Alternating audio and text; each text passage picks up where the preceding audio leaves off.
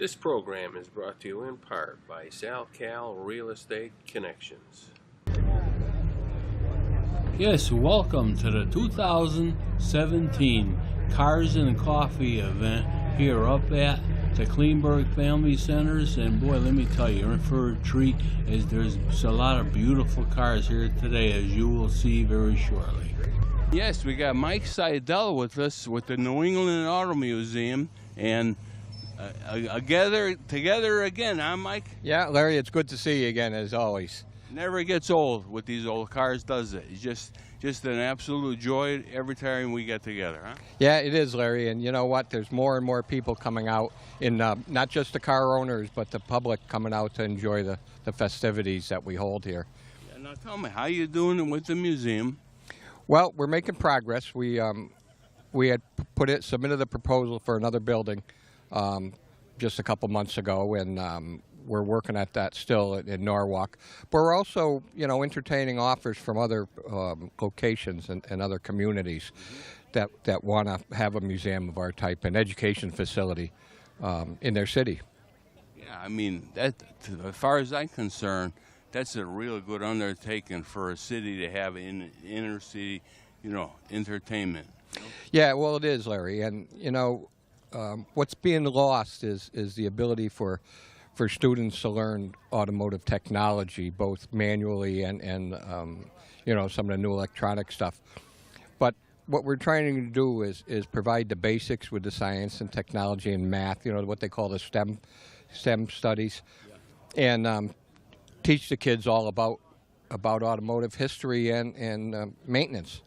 So besides just having a facility to showcase a few cars and centered on Connecticut-made cars, which there were many, it's planned to be a full education facility where students of all ages can come in and learn. It's really, really interesting that the public in general have no idea how many cars were produced in Connecticut as prototypes or whatever. Mm-hmm. Some went to production, but they really don't have an idea. No, you're right, Larry. Most people don't know that the patent to the automobile originated in Connecticut with the Selden patent, which was finally granted in 1895, but it started in 1879. And by the turn of the century, or a little after, there was 184 auto manufacturers in Connecticut alone. Yeah. Most of them produced a car of some sort. And Corbins and Locomobiles and all those produced many, many, many cars. Well, so.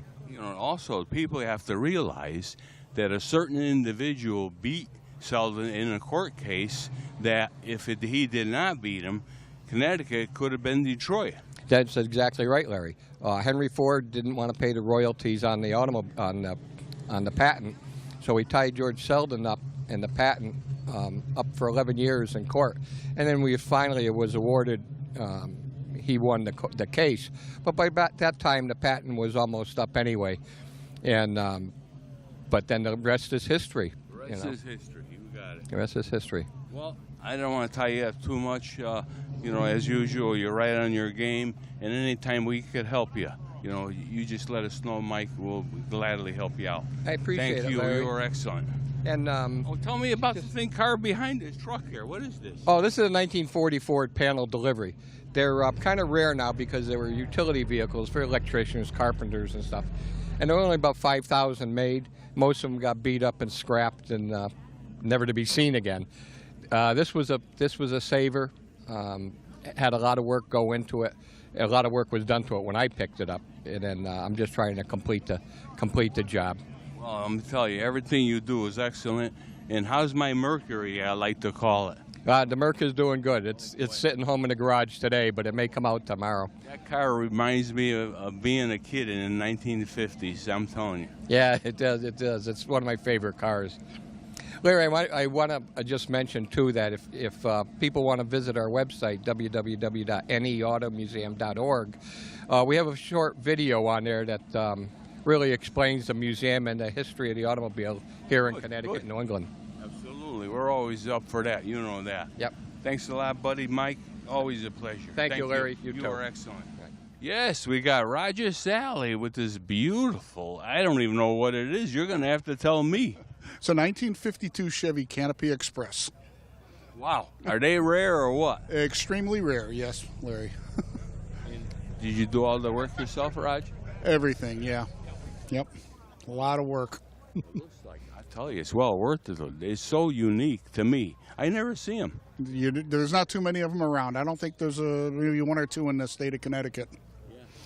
You know, just so the viewers know, Roger's a throwback from Plainville Stadium, and we got that little reunion a little later on, right? I'll be there, yep. Hard to believe, isn't it? That It really is. It's been so many years since it's closed.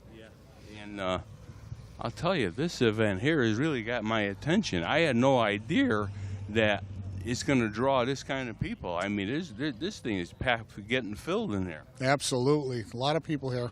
Well, with the celebrities coming, I think that's helping us out a lot, too. Well, just me don't help. Huh? You got to have... That's a good one, I Larry. won't even mention his name. That's a good one. Yeah. Well, okay, Roger, I don't want to tie you up. As usual, you're right on your game, and I have to really commend you on what you did to this Chevy. What'd you call it again? Canopy Express. Canopy Express. That is rare, but let me tell you, well worth it, and you did a great job. Thank you very much, Larry. Thank you. Yes, we have Rick and Lou with this 1954 Olds that looks like you guys really take care of this car, huh, Rick? We love it. We love it. Yes, we do. Yeah. How'd you come across this car? How'd you get it? Oh, probably 20 years ago, we picked up a relatively inexpensive 55 Oldsmobile, got that one roadworthy, and Dad found this one and said, I have a buyer for the 55, let's buy the 54. So that's how we ended up with the 54. Now tell me, Lou, when you were younger, I mean, did you have a lot of Oldsmobiles or no? My father had a 50 Oldsmobile. My first car was a 54 Chevy. Okay. Then I went a 55, 56. Then my son bought a 57. Yeah. That was. So you're a car guy. Oh yeah. Now I own a 69 Chevelle. Yeah. Wow. Well, let me tell you, these Oldsmobiles got a soft spot in my heart. Yeah. I was telling you the story how I used to drive this 54 Olds Starfire convertible. Could I have? Oh, would I love to have that car today? Very nice car. Very nice. Oh, yeah. Right. Now, I'll tell you, what attracted you to come to this event today? We just love coming to Klingberg, supporting Klingberg. I restore tractors with a group of kids at Wamoga, and we debut our tractor here every year. So I'm part of it's like a family atmosphere here. Love it. I'll tell you, Mark Johnson, you couldn't find a nicer guy. You could not find a nicer person, really. Correct. He is a great guy. Him anytime, Mark. You just tell me what you need, or I'll take care of you. He's really just a great person. Sure is. Did you expect this crowd today? No, this is The way he talked, I still ought to be a couple handfuls of cars, beautiful, beautiful weather and beautiful cars. So I guess they go together. They go together. That's right. Let me tell you, I call the collector car world is alive and well. Yes, it is. That's my next move is I got to come across an old Mustang convertible. That's my next move. Somehow. Well, I got to make it. Get working on that. I had 3 Mustangs, but they were all Fox body, and I used to race one of them, but they're all gone now. And I got in my head, I got to have a convertible, like a 64 or 5, something like that. It's time. It's time, right? Hey, if you can't enjoy yourself now, when the hell are you going to enjoy it, right? That's right. Well, I want to thank you, Lou and Rick here for talking, and later on we're going to take some pictures of the car too. Bill will come back and take what we call B-roll, just to show the car when we're talking, so different parts of the car and stuff like that. In that famous Rocket 88 engine, huh? All right. How famous is that? It's very famous. Love the song. Okay, very good, Lou. Thank you, and and Rick. Rick, thank you. You want to open the hood? And yes, we got David Friedman with this beautiful Cobra.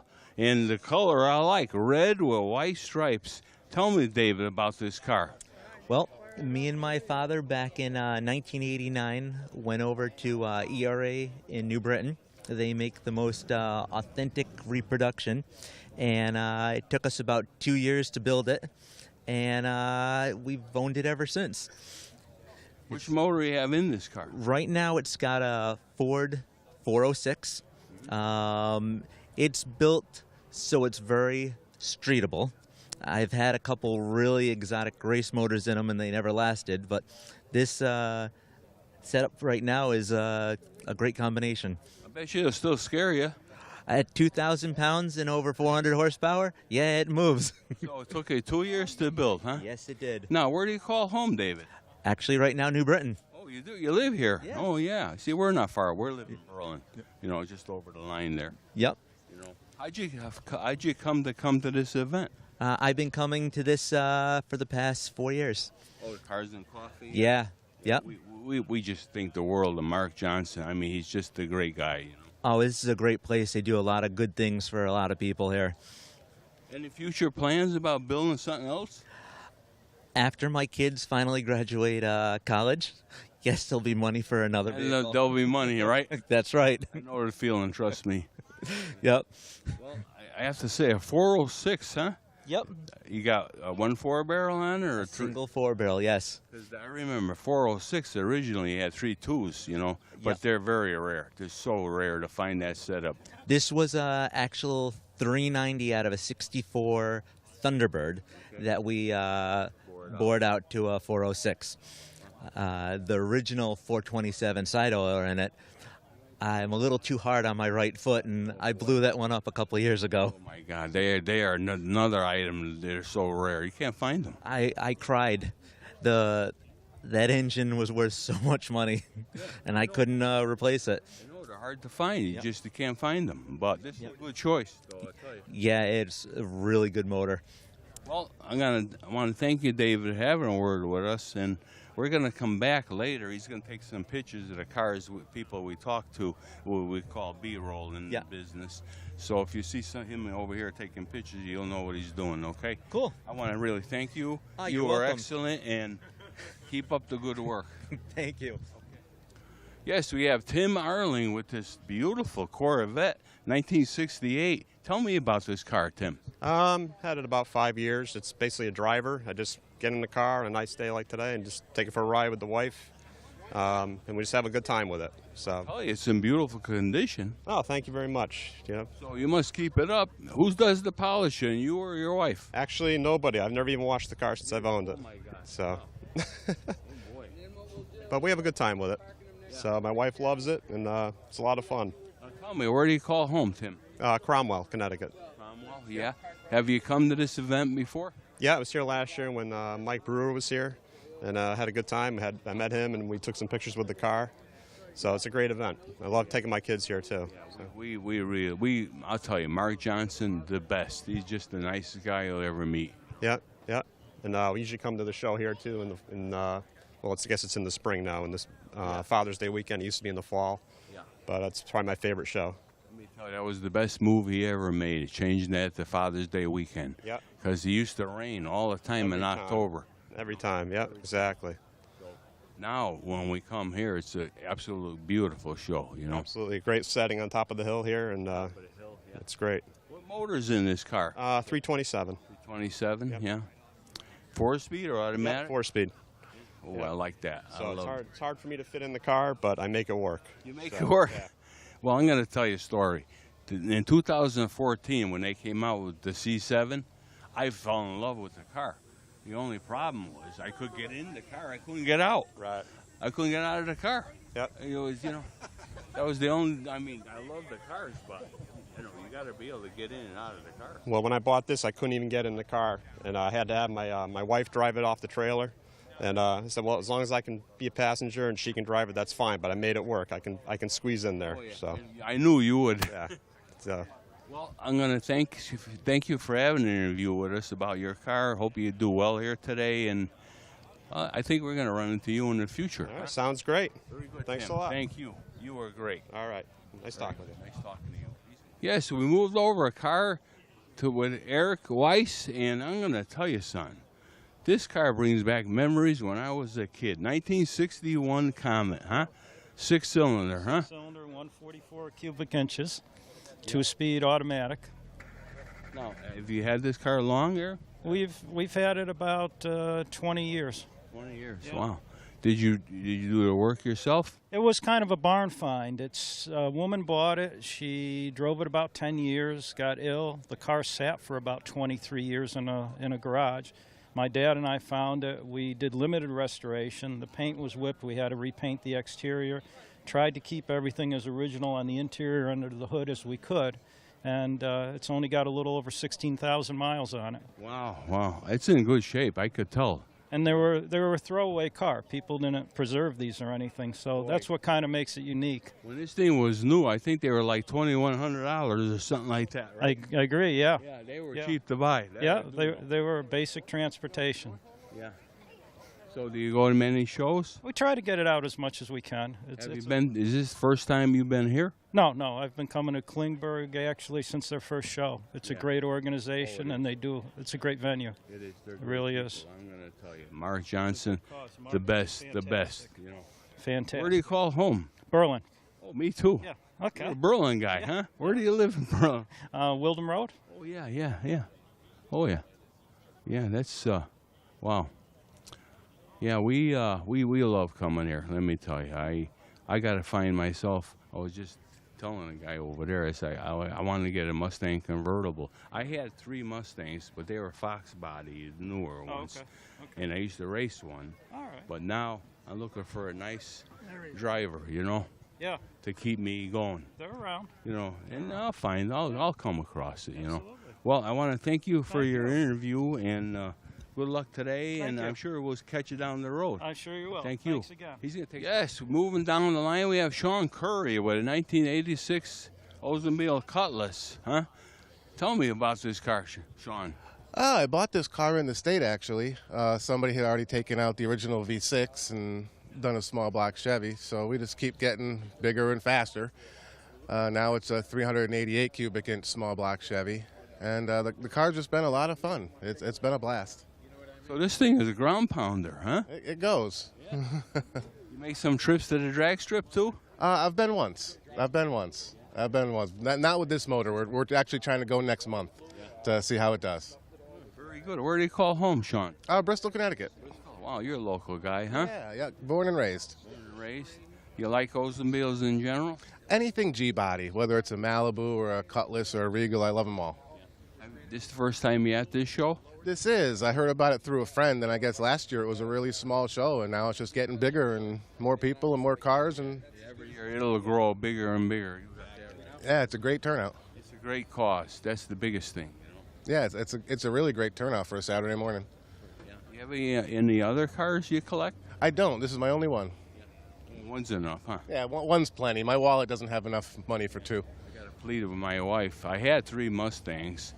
And now I'm down to a couple of motorcycle antique Hondas, and somehow I got to find my way in a Mustang convertible. Now you're talking. You know what I mean? An old one. Excellent. Yeah, I like new trucks, and my girlfriend hates new trucks and hates my car. So hey, hey, you can't have everything, right? She likes the car. She doesn't like going fast.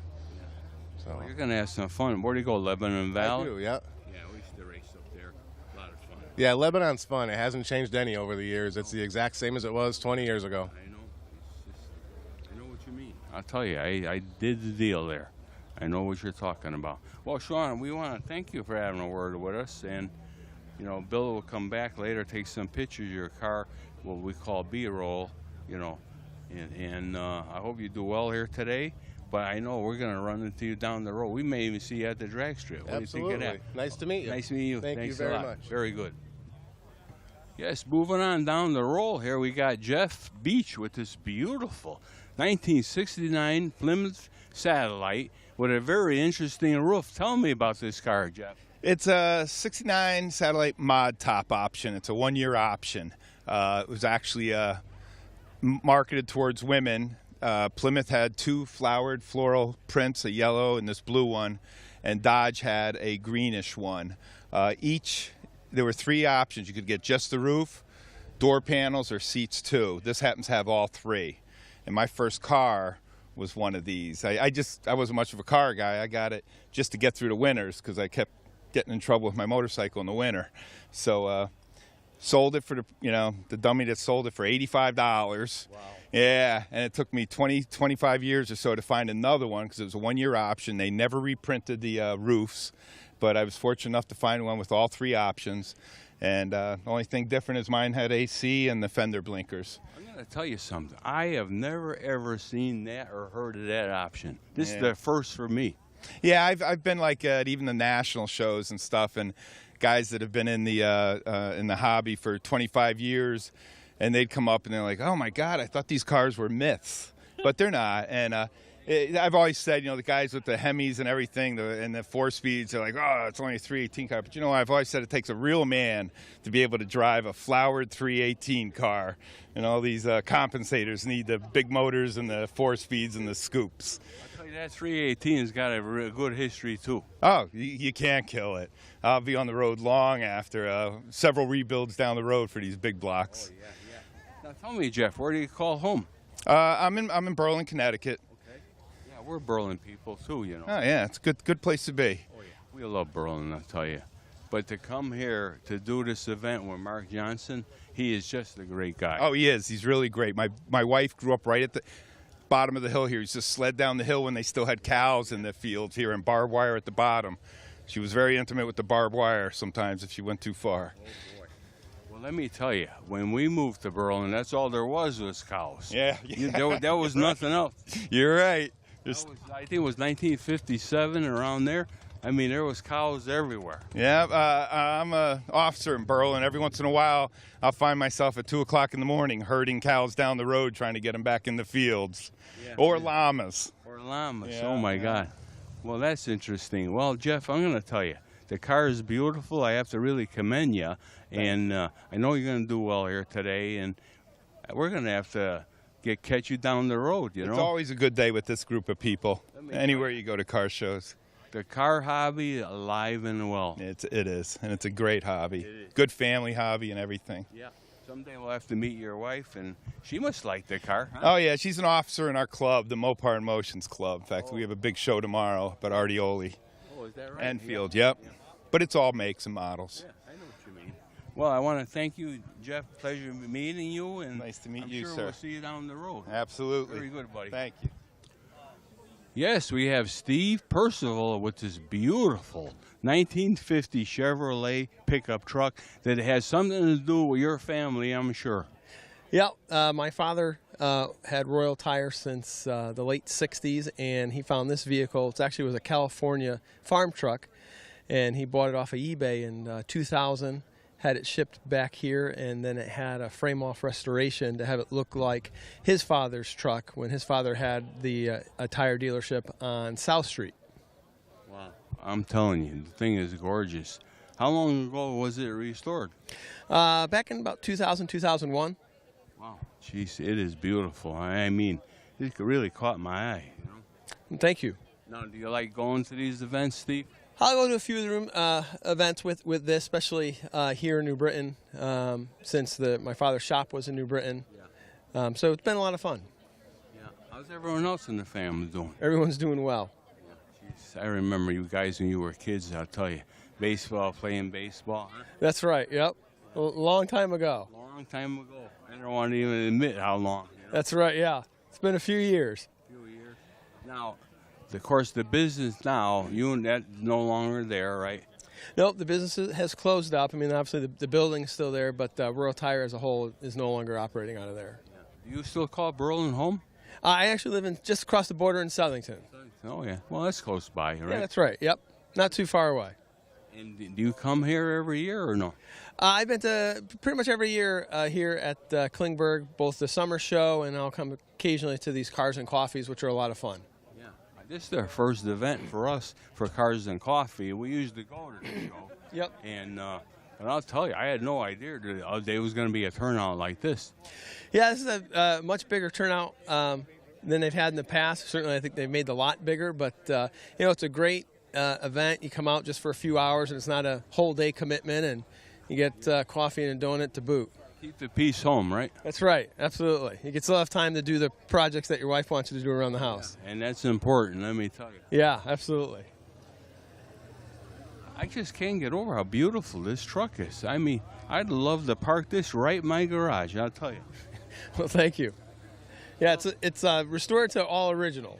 All original, yeah. Yeah. Well, we're going to let you go, Steve. We're going to come back, take some pictures of the truck a little later. All right, buddy. We're good. Thanks a lot. Good seeing you, Mr. Mott. Nice seeing you. Excellent job.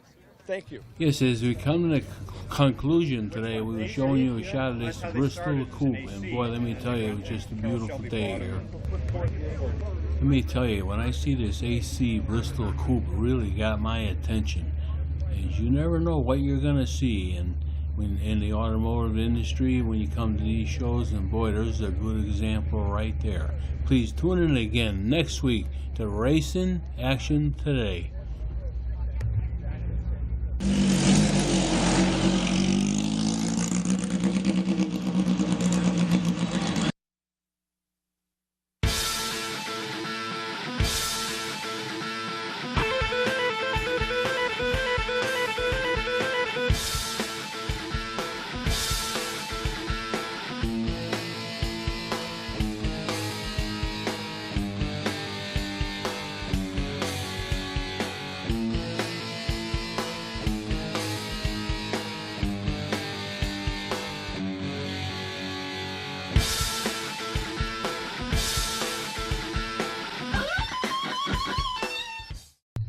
We want to thank Bill Majak for all the wonderful footage of this show and all the great things he does.